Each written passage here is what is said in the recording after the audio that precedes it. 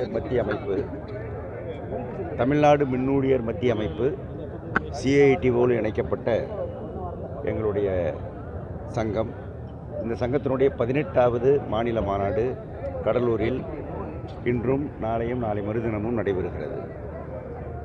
எங்களுடைய மிக முக்கியமான கோரிக்கையாக மாநில அரசு பொதுத்துறைகளை பாதுகாத்து மேலும் பலப்படுத்த வேண்டுமே தவிர அவற்றை பலவீனப்படுத்தவோ, ஏற்கனவே பொதுத்துறைகள் செயல்பட்ட விதங்கள் முறைகள் அதை சீரழிக்கவோ கூடாது என்பது.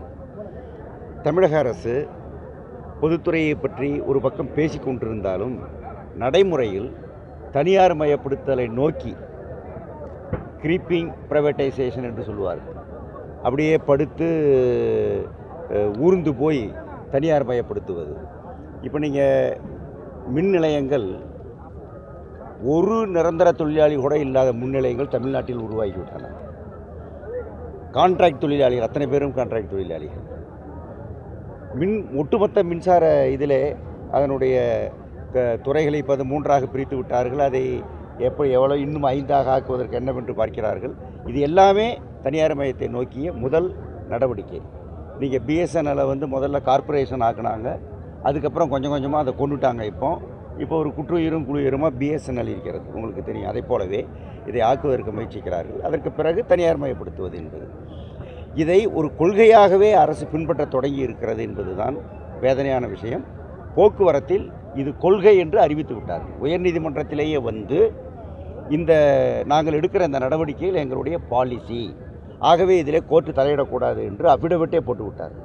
இது மிக மோசமானது. கலைஞர் ஆட்சியில் இருந்தபோது இந்த 2 துறைகள் குறித்து, இதர துறைகள் குறித்து இப்படியெல்லாம் அவர்கள் சொன்னதுமில்லை. சட்டமன்றத்திலேயே இவையெல்லாம் காப்பாற்றுவோம் என்று தான் பேசிக் கொண்டிருந்தார்கள். இப்போது தமிழகத்தின் 2 கண்களாக இருக்கிற மின்சாரத்துறை, போக்குவரத்து துறை இரண்டுமே கடுமையான தனியார்மய சிக்கலிலே இருக்கிறது. இது ஒரு தரமான மின்சாரம் கிடைக்கவோ, மலிவான மின்சாரம் கிடைக்கவோ, தடையற்ற மின்சாரம் கிடைக்கவோ தொடர்ந்து உதவாது. அதே மாதிரி தனியாருக்கு இது போகுமானால் இலவச மின்சாரம் விவசாயிகளுக்கு கிடைப்பது என்பதோ, கைத்தறியாளர்களுக்கு, விசைத்தறியாளர்களுக்கு, ஒரு விளக்கு பயன்படுத்துவோருக்கு என்றெல்லாம் இன்றைக்கு நாம் கொடுத்து கொண்டிருக்கிற இந்த இலவச மின்சாரம் எல்லாம் இல்லாமல் போகும். இது ஏதோ தொழிலாளர் பிரச்சனை மட்டுமல்ல, ஒட்டுமொத்த மக்கள் பிரச்சனை. அடுத்தது இப்போ எல்லாமே கான்ட்ராக்ட் தொழிலாளிகள் தான் இங்கே வேலை செய்து கொண்டிருக்கிறார்கள் என்ற நிலைமை ஏற்படுகிறது. மிகப்பெரிய அளவுக்கு காலி பணியிடங்கள் இருக்கின்றன, நிரப்ப மறுக்கிறார்கள். அப்படி எடுக்கிற நிலைமை ஏற்பட்டாலும் கான்ட்ராக்ட் தொழிலாளிகள் என்று எடுக்கிறார்கள். கான்ட்ராக்ட் தொழிலாளி இல்லாமல் இந்த துறை நடக்காது என்றால் அவர்களை நிரந்தரப்படுத்துவதில் என்ன கஷ்டம்? ஆகவே எங்களுடைய கோரிக்கை, இப்போது இருக்கிற அனைத்து கான்ட்ராக்ட் தொழிலாளிகளும் நீங்கள் நிரந்தரப்படுத்த வேண்டும்.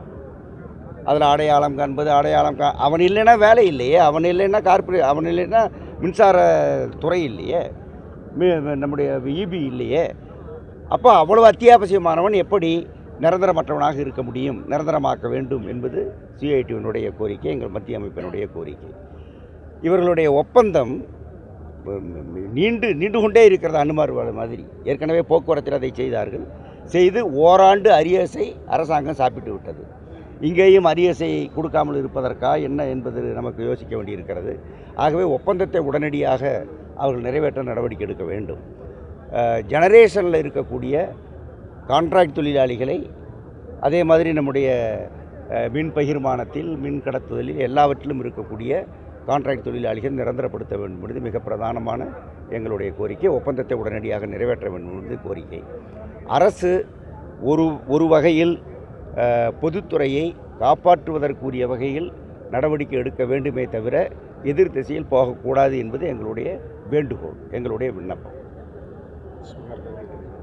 அதே மாதிரி அதே மாதிரி ஸ்மார்ட் மீட்டர்னு ஒன்று வந்திருக்கு பார்த்தீங்களா? இப்போ அந்த ஸ்மார்ட் மீட்டர் கடுமையான விளைவை நுகர்வோருக்கு அது உண்டாக்கும். அது இப்போ இருக்கிற இந்த மீட்டரை அவங்க எடுத்துகிட்டு போடுவதற்கு பின்னால் ஏராளமான சதி இருக்கிறது. அதற்கு பின்னாடி படிப்படியாக நீங்கள் மின் கட்டணத்தை நேரடியாக நீங்கள் அதாவது இப்போ இலவசம் என்பது போன்ற அந்த விஷயங்கள் எல்லாம் கூட படிப்படியாக இல்லாமல் போவதற்குள்ள ஒரு தொடக்கமாக அதை நாம் பார்க்க வேண்டியிருக்கிறது.